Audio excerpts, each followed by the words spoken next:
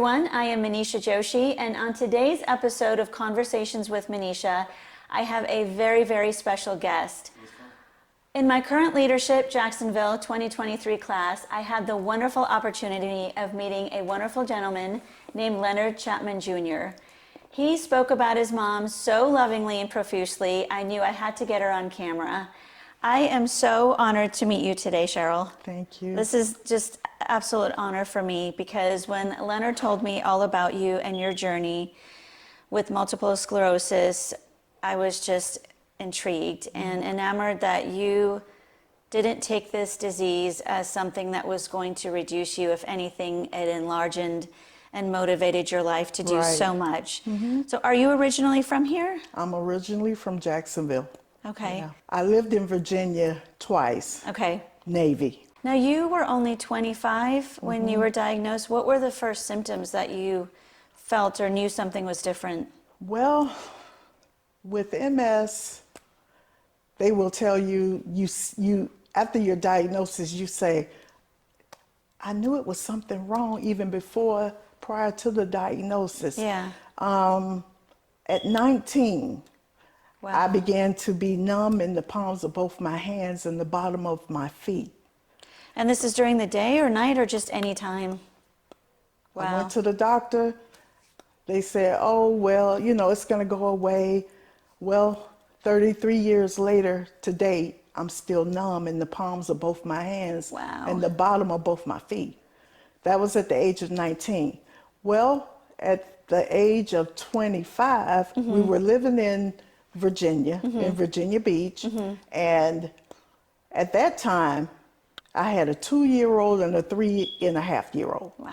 And Navy family, Navy wife, small kids.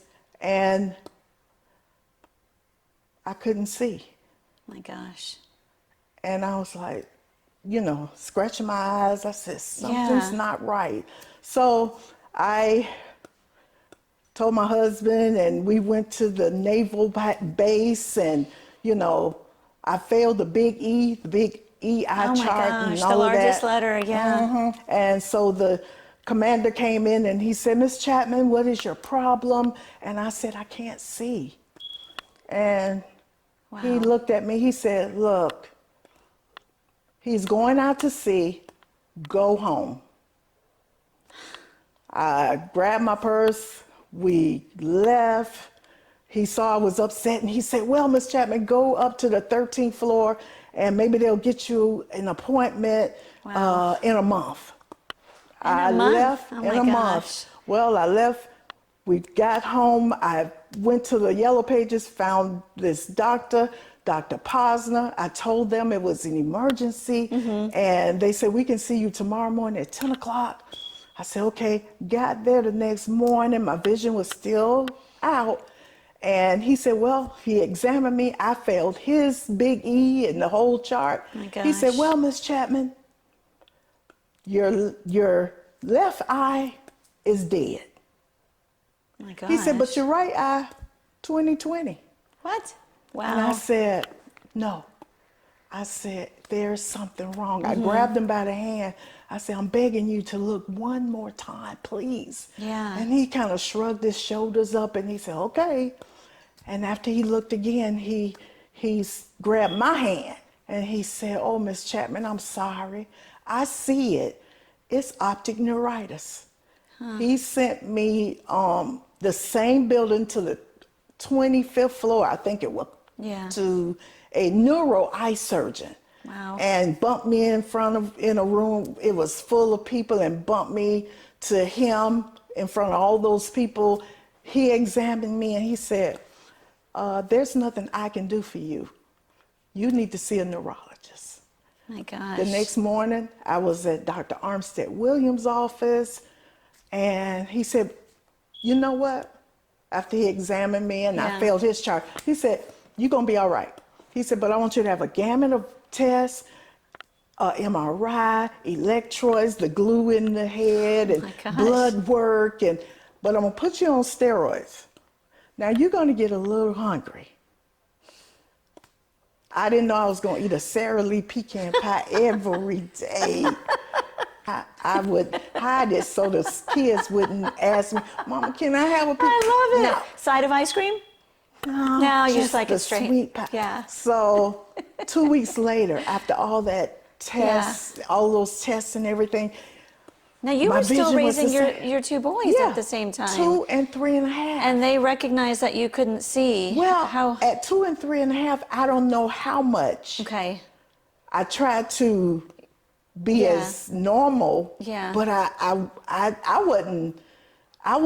didn't even get adjusted to it because I was like, okay, going to the door every day Yeah. saying, I think I can see a little bit better, but really I couldn't, but I wanted to. Yeah. So 2 weeks later, went to his office and he said, you have multiple sclerosis. Oh my gosh. And I said, I What did thought I you- was one of Jerry's Yeah. kids, the telethon, Yeah. MD, and Jerry Lewis. And I asked him one question. I said, am I going to die?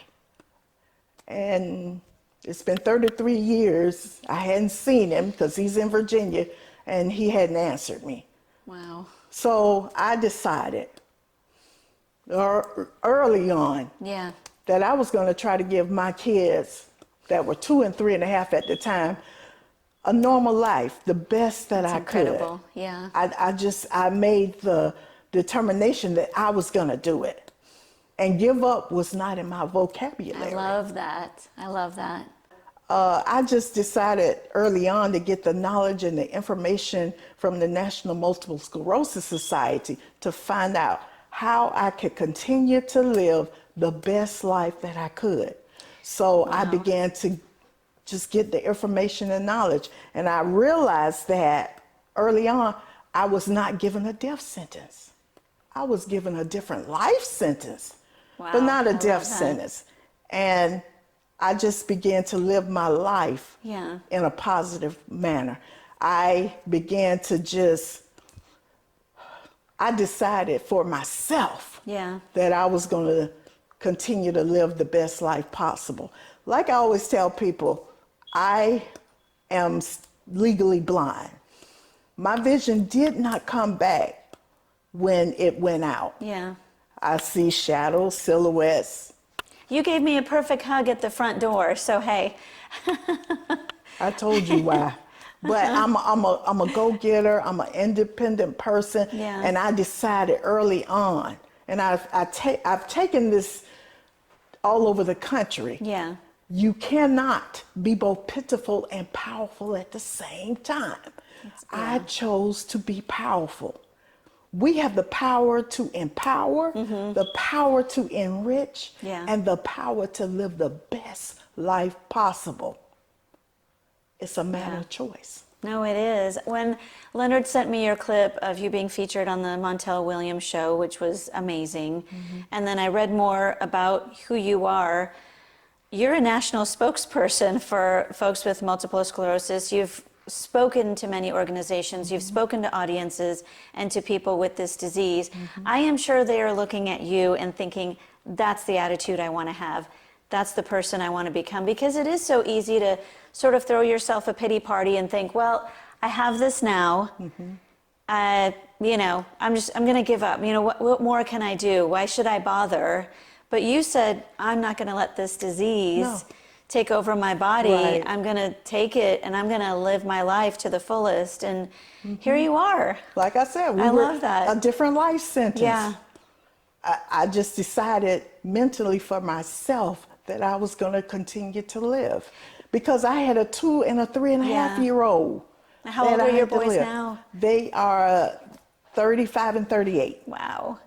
I am so proud of them because they have become the men that I am so proud of, and I was a part of that. Yeah. I was a part of that.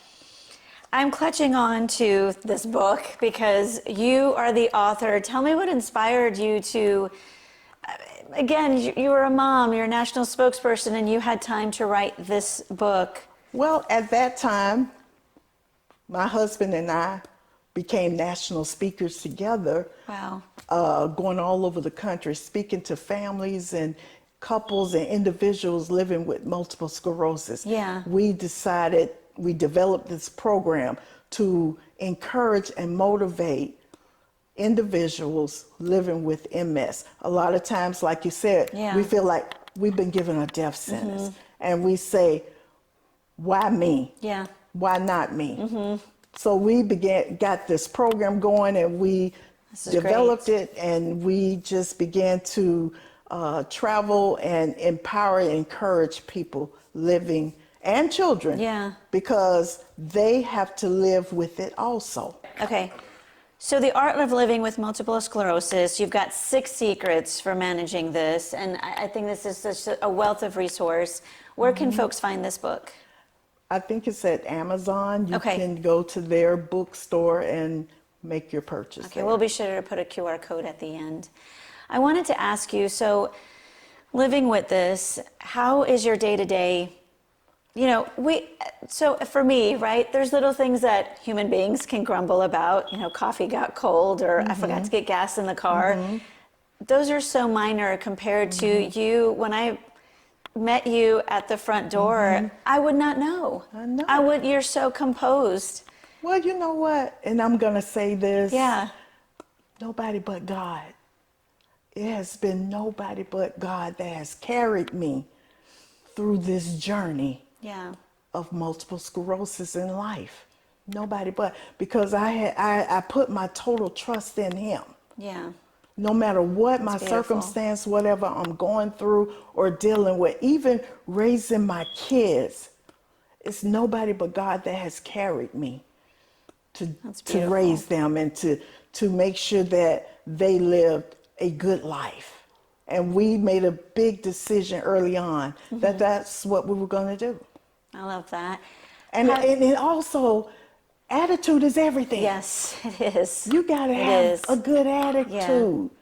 I am blown away when Leonard told me, you ran the river run. I usually just run from bees or mosquitoes, but you ran the river run. Yes, I did. It was only a couple of weeks ago. And I was watching and I was like, I did that. Wow. I did that. Yeah. So now I've got to add runner to your list of accolades. Wow, How did it feel to be with the crowd? It felt great. Yeah? It felt great. I was interviewed by Channel 4.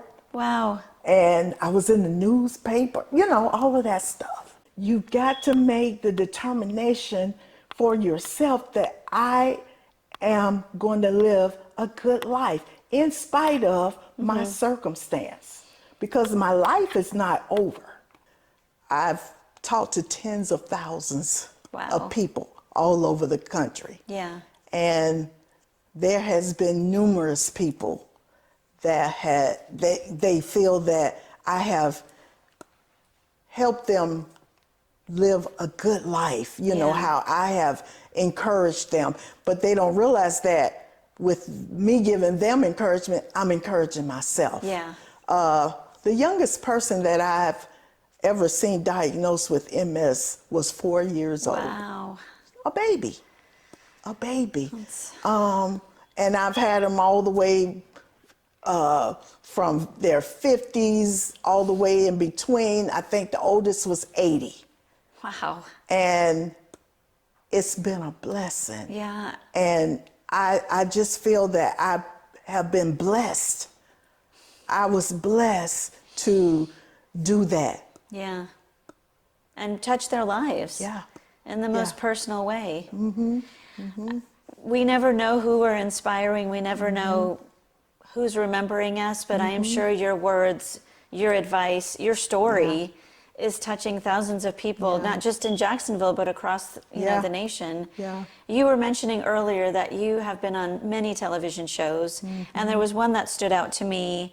I received the award, channel 1212, Who Cares? 12 Who Cares. I was voted on to be one of the 12. This was years ago. Okay. I think it was a award from the state of Florida. I had to go to Tallahassee and meet with Jeb Bush. That Wow. was awesome. That's amazing. So Yeah. if you do have an illness, even if you don't, your disability, I just want to continue to be that encourager. Yeah. That person that says, you know what? Yes, you can. You can do this. You got this. Yeah. You got this. One day at a time, one step at a time. And I think right now, I mean, one of the most talked about issues, not just in America, but around the world, is mental illness and folks struggling with anxiety and depression, especially when everyone was isolated with COVID. You're so passionate, so positive. And I think when I think of my kids going through high school right now, and they talk about, I mean, the pressures of homework and grades and getting into college, this is what they need to hear. This determination, this positivity that we can do it. I put 2 kids You through did.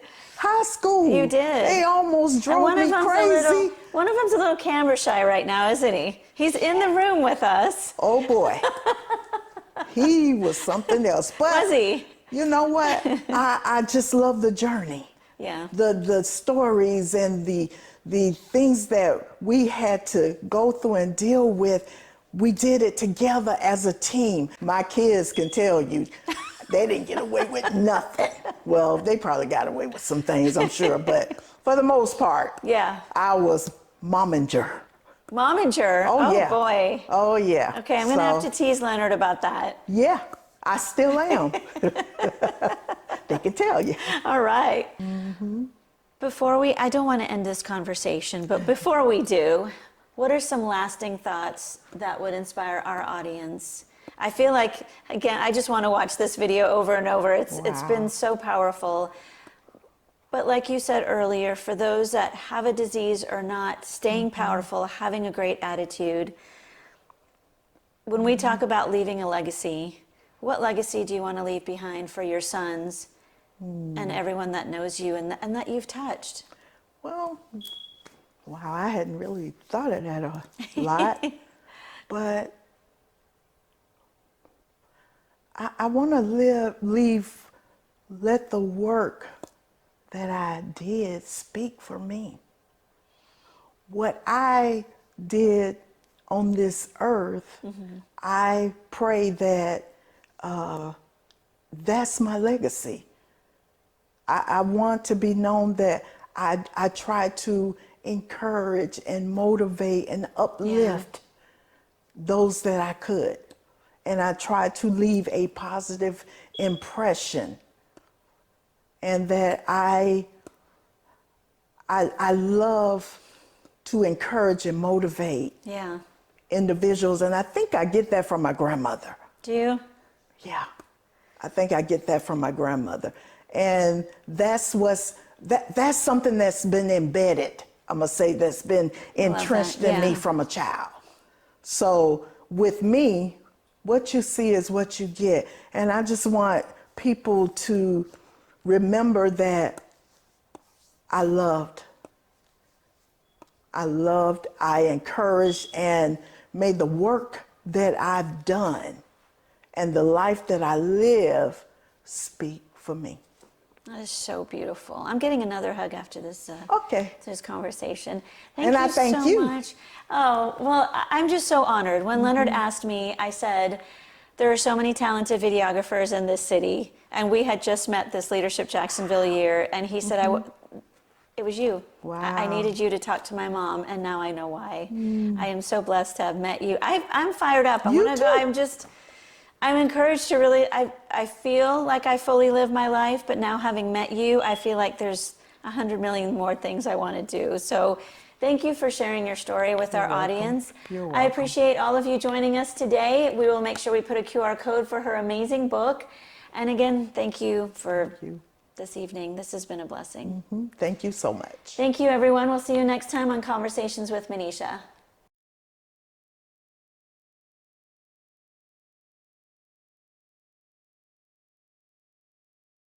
Taught you well.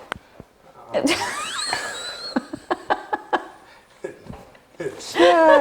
ain't the first time I ever told her that. Oh my goodness. He's on film. No, I'm not. Well, you've got, I mean, I haven't met your other son, but I can only imagine he's a gentleman. Just Oh, like, yeah. Yeah, he's definitely a gentleman. You know, we're pretty fortunate, you know, to have a parent like her. It's as much fun as I have with her. As hard of a time that I give her. Yeah.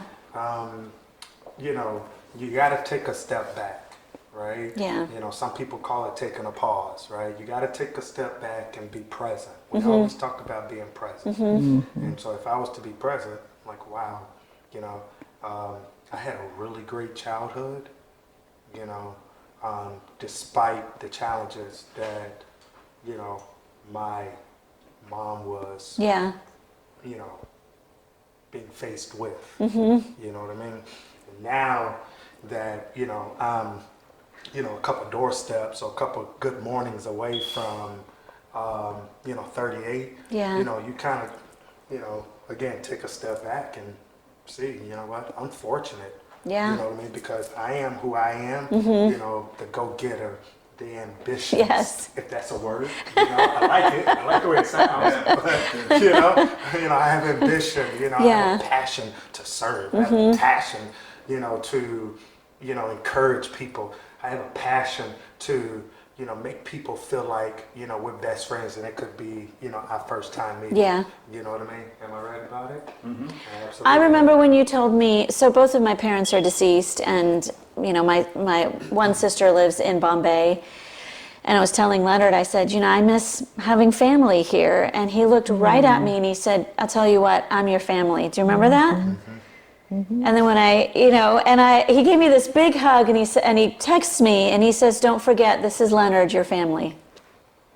Yeah, because we are, you know. That's how he was raised. Yeah. A testament to you, to your love, your devotion, your dedication. And who among us as moms doesn't worry 24/7? Right, right.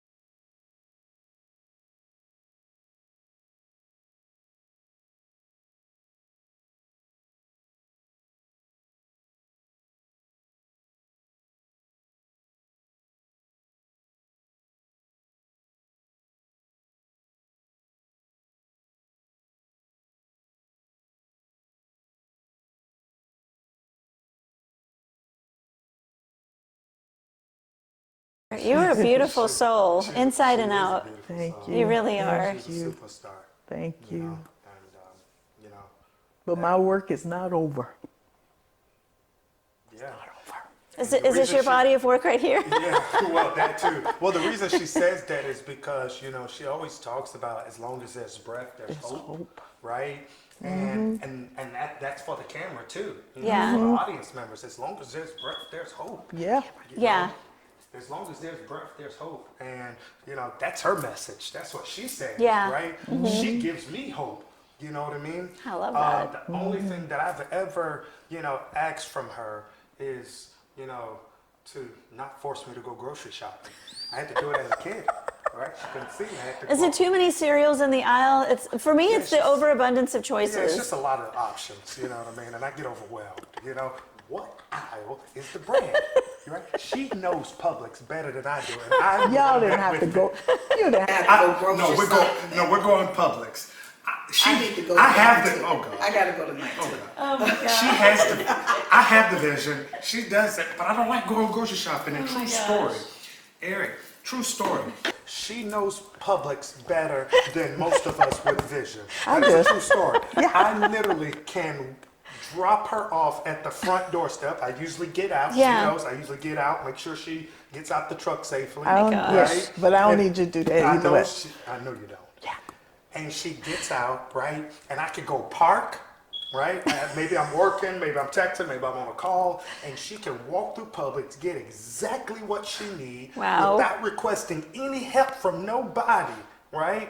And stand right there at the foot, Yeah. right, of the the parking Yeah. lot, and I can see her, and I can walk up, get the groceries, put it in the car, and all is well. That's how independent she is. Wow. And that is a result of the grace of God.